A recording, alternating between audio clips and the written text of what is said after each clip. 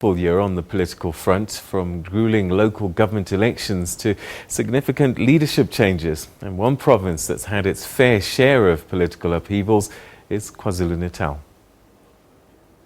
2016 was election year. It saw the country's fourth democratic local government polls, an unprecedented year. From the onset, it was the ANC that made headlines and was to continue doing so. Its provincial elective conference the previous year had serious political ramifications.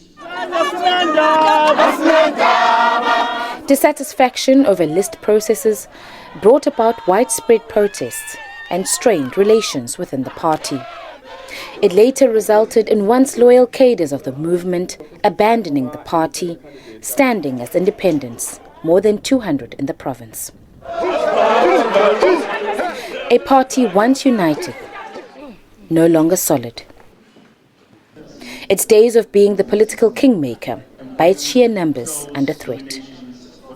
In the midst of infighting and squabbles, the party's then newly elected leadership wasted no time flexing its muscle.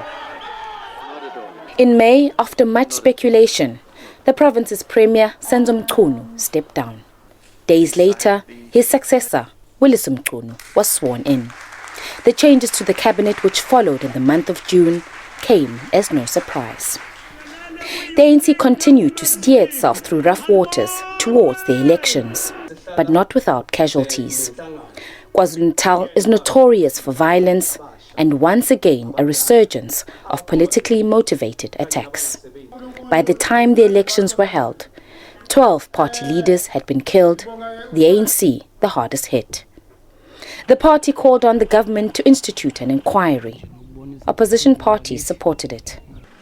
The journey to the election had its ups and downs, but not only for the ruling party. The NFP also suffered their biggest blow yet. The party could not contest the election after it failed to pay the IEC the required deposit. And just like that, thousands of NFP votes were up for grabs. Then came the election. The ANC retained its majority, but it was the IFP that proved it wasn't to be written off just yet, managing to regain some of its lost ground.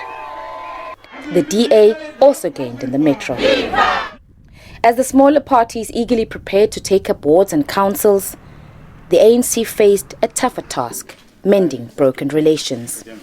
But it wasn't to be easy. Disgruntled branches were set on taking the party to court, demanding the result of the November conference be nullified. And just who wins that battle remains to be seen. But what is certain is that 2017 will be yet another exciting year politically. I am Mhlongo, SABC News, Durban.